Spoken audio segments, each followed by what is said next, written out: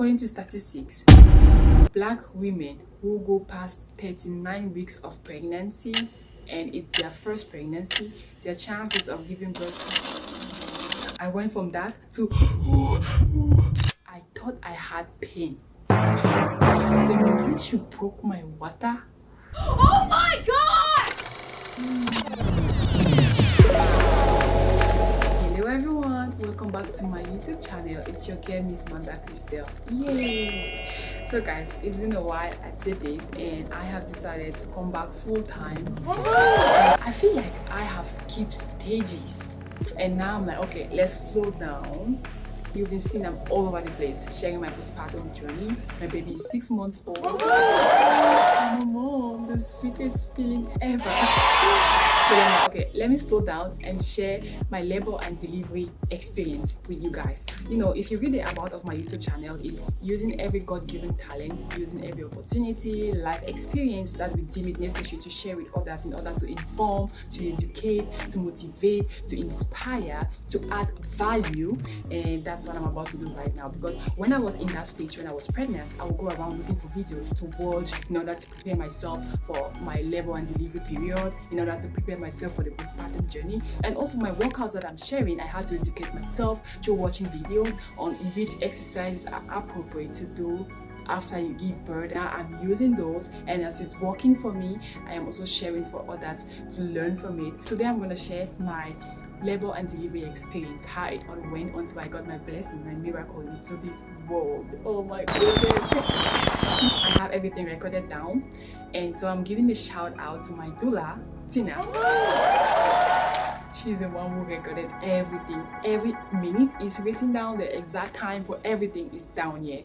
And she was provided to me by the Malone Center. So if you are in my city and you are pregnant and you need a doula service, and especially if you're a Black mom, you should contact me and I'll put you in contact with this center, and they are going to make sure you have a doula service for free. You don't get to pay for it. They provide you with resources during your pregnancy and after your pregnancy for your baby, so like diapers and wipes and all of that. So they provided me with a doula service, and you also get education. Like first time mom like I was, you know, you want to prepare yourself on what is coming on, what you should be expecting during your labor and delivery. I know you go through your doctor's appointment or your prenatal visit in the hospital. This is different. Maybe in your city, wherever you're from right now, you can maybe search online where they provide doula services, and maybe you find one that would be very helpful to you. The Malone Center provided me with the doula. She was present. She brought this book in the hospital. That's where she was writing the stuff,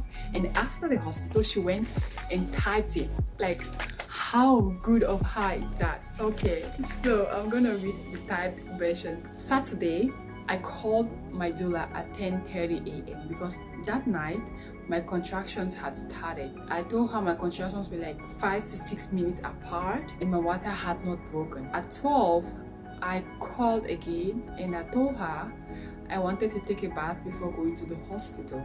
So I started moving around my building because I just wanted to keep moving a little bit more, and my contractions spread out when I was moving. I sent her a text at 1:23. I told her I was going to the hospital then.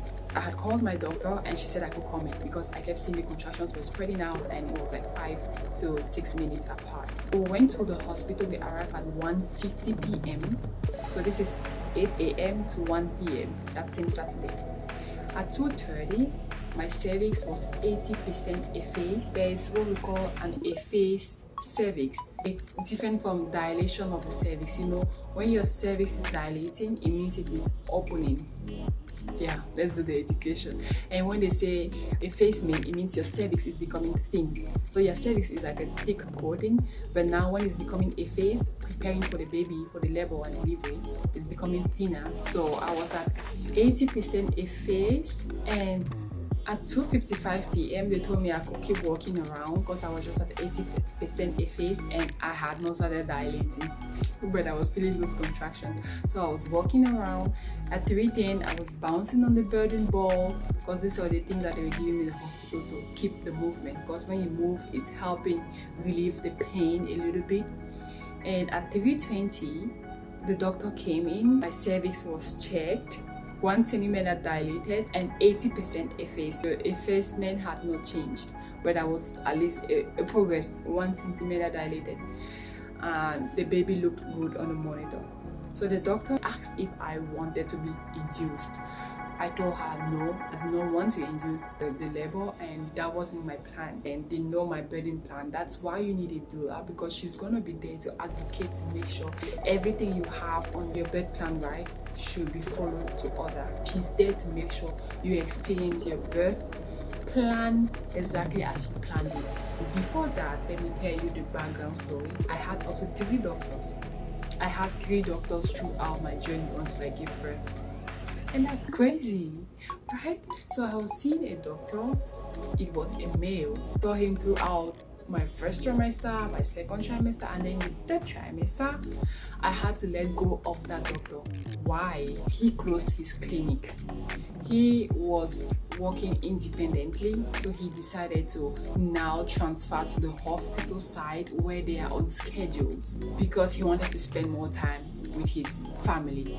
You know, when doctors are having just their clinic, they are there all the time. All the clients they have, they are the ones who are going to walk that client through till she gives birth. But when you're in the hospital side, they are on schedules. And that's why in the 3rd trimester until I gave birth, I had 2 doctors. How? I had one that I was scheduled with her. My first doctor transferred me to her because I told him, you know me better, so please transfer me to someone who is going to understand my needs. I had 6 weeks left and I was transferred to the next doctor. I was feeling bad because you want someone who knows you, who has been seeing you, and then you're just transferred in 6 weeks to a new doctor. That's something you will not want, because this is a delicate thing, so delicate. So changing you from one doctor to the other, especially in this late stage. Thank God my pregnancy was a normal pregnancy, that it was not a high risk pregnancy, it was normal. So it was not a really big deal, but that's something you will not want. I was worried, I really was worried, but I prayed about it. I'm like, okay God, you know why this is happening now, but I trust you, everything's gonna go on well. So when I transferred to my new doctor, the new doctor was a lady. She was also working it's like a big hospital, they have so many doctors. She was the one I was scheduled with, and as they work on schedules and I did not want to be induced, I wanted my baby to come naturally. My doctor, the first one, had told me the statistics for me now, because it's always on you to make your decision. Nobody should pressure you. It is your body, it is your baby, it is your decision to make. They just can give you information, and it is for you now to make your informed decision from the information that they give you. So he told me, according to statistics, Black women who go past 39 weeks of pregnancy and it's their first pregnancy, their chances of giving birth through C-sections are higher. You know, when you're pregnant and you hear those kind of things and it's your first time and you don't want to hear about C-section, but I was like, no, thank you for that information, but I have made up my plan and I have prayed about it, and I believe God, I believe that my body was meant to do this, and exactly that's what I'm here to tell you. Your body was meant to do that. God created you with the powers to be able to do that, with the strength and everything you need to be able to do that. Your baby is fine, you are fine, there is no complications, there is nothing you should be worried about, because your body was meant to do this. And I trusted in that, and I told the doctor, alright, my baby is fine, I am fine, there is nothing that causes for any concerns, and I'm just gonna trust and go by that. I'm just gonna go naturally and let the baby come when she is ready. New doctor, she also reminded me of the same thing, and I told her, okay, I had spoken with the first doctor and this is what I told him, and I'm going by that. She said, okay, good. And now, since she said, I told her, I really want you to be the one to deliver me. The fact that I just transferred from my previous doctor to you, I don't want to. She said, yes, she understands that. That's why. And she also knows that I have said I want the baby to come naturally, to come when she's ready. But since they are on schedules here, if I'm waiting for that time, maybe on the day that the baby is ready, she might not be on the schedule. She might not be, it might be her day off. Maybe she would have traveled or she would not be in town. And then it's a doctor that will be present on the schedule on that day that I will deliver my baby. Just hearing that too, crazy, right? Oh, it was just breaking my heart. I'm like, no, I just left my old doctor to you. I don't want that another doctor that was not even seeing me should just come in the room and deliver my baby. That's... But okay, I'm like, yeah, I'm not gonna change my plan. So she was like, if you really want me to be the one to deliver your baby, we can plan this. We can pick a date that I'm on the schedule. You come, we induce you, and we make everything happen. I'm like, no, I know I really want you to be the one to deliver my baby, but no, I'm just gonna let my baby, I'm gonna trust her and let her come when she's ready. She said, okay, let's just wait and see, hoping that the day she's ready will be the day I'll be on the schedule. And so yes, that Saturday when my contraction started, my doctor wasn't on the schedule, and actually I didn't give birth on that Saturday. Let's continue to the story.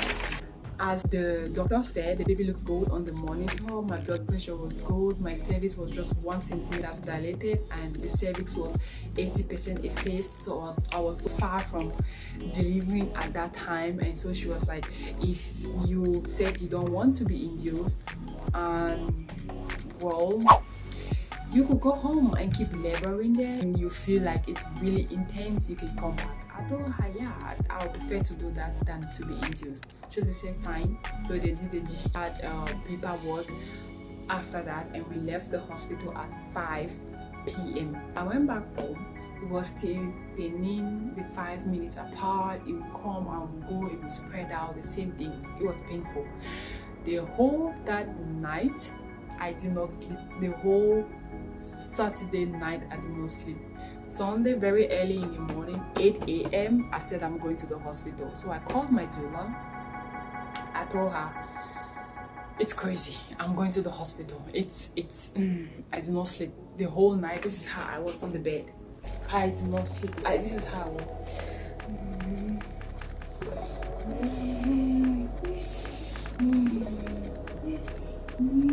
Yeah, it was crazy. That's how painful.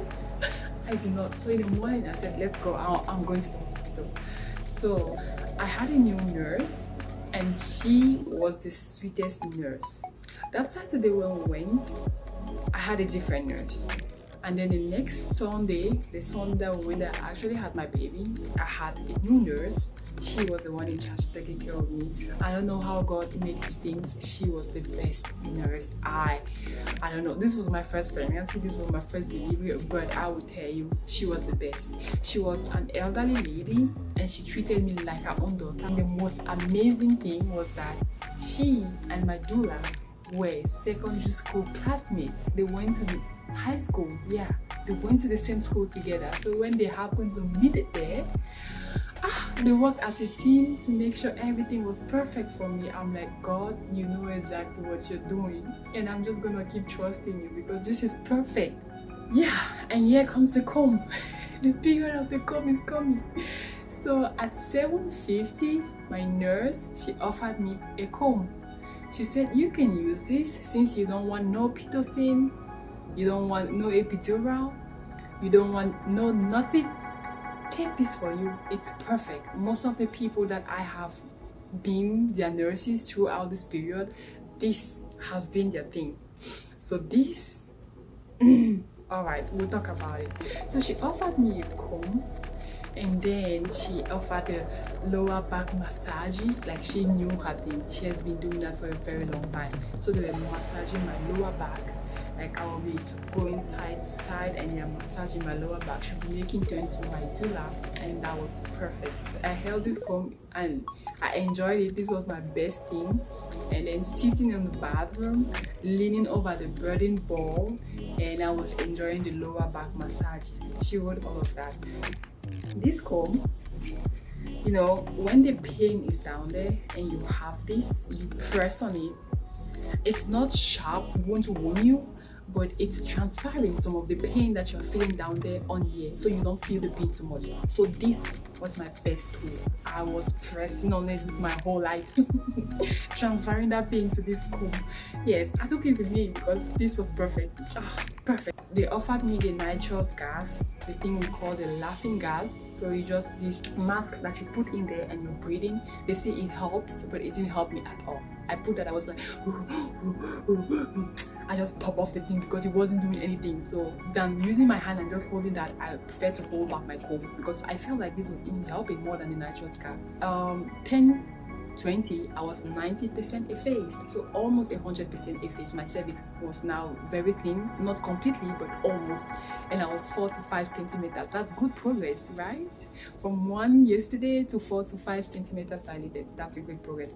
At 12, the doctor came in and she's 10 to 12, that's 2 hours, and we're still in the same position, 4 to 5 centimeters dilated. It didn't move. I'm like, So the doctor came, and the pain of the labor, oh my god, this is the most humbling thing, most humbling pain you ever go through. Hey god. Crazy. She came in, she was like, your water hasn't broke yet, maybe if you broke it, it's gonna make the contractions go faster, you know. And she said yes. See, I thought I had pain. The minute she broke my water, my pain left from, let's say, 10 over 10 to 2000 over 10. I screamed. God, it was so painful. Oh, I screamed. I remember. So if you're like, I went from that to I'm laughing about it now, but then it wasn't funny, not at all. No. At 12:45, I was offered a banana because I had not eaten since morning. I had not had, and I was not even having appetite. She said, take something to eat because when you will start pushing, you will need that energy. I'm like, I'm not hungry. She's like, just eat it, just eat. That's what my nurse offered, and I ate 1 banana. At 1:10, I was 8 centimeters dilated and 100% effaced. That's good progress. I was almost there. That's at 1:10 p.m. So we moved from 4 to 5 centimeters in an hour to 8 centimeters dilated and completely effaced. Only 2 centimeters left because you're supposed to reach at least 10 centimeters dilated before the baby starts coming out. So we kept doing the same things like rocking on the bed, lower back massages, sitting on the bed ball, pressing on the comb. And at that time, when she broke my water and that pain went like 2000% up, I told them that I am considering having something at this point. At this point, I am really considering having something because the pain is unbearable. That's when my nurse came in and she was like, you are meant to do this. You are almost there. Don't give up. Don't give up. You've come this far. Don't give up. You can do it. I'm like, with this pain, I think I need something now. Even if it's not epidural, but something like pitocin or something to just reduce the pain, like a pain medication or something.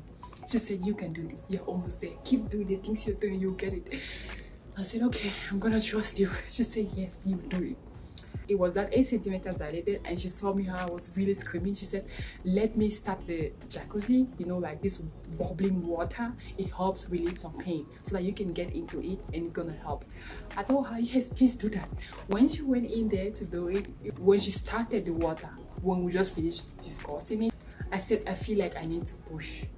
So in less than 10 minutes, I left from 8 centimeters to 10 centimeters dilated completed. And usually when you have gone past 6 centimeters dilated, it just goes faster. It goes faster. But when you're in those early ones, like those 1 to 2, it takes hours. And tell you, my contractions started Saturday, I told you, right? Saturday morning 8 a.m. to Sunday morning 8 a.m. That's already that's 24 hours. And then from 8 a.m. to when I gave birth, because as I told her I want to push, that's when all the team came in now and they set everything up, and then now they directed me on how to start doing this stuff. So my baby was born at 1:48 p.m. So from 8 to 1:48 p.m. that's 8, 9, 10, 11, 12, 1, 2. So that's 24, 25, 26, 27, 28, 29, 30. Almost 30 hours of labor. Almost 30 hours of labor. All right. Usually, if it's your first pregnancy, your first birth, that's how long it usually can be, because your body is not used to it. Your body has never done that, so it's going to take. And plus, you are not induced, no epidural, there's nothing helping you, you're doing it naturally.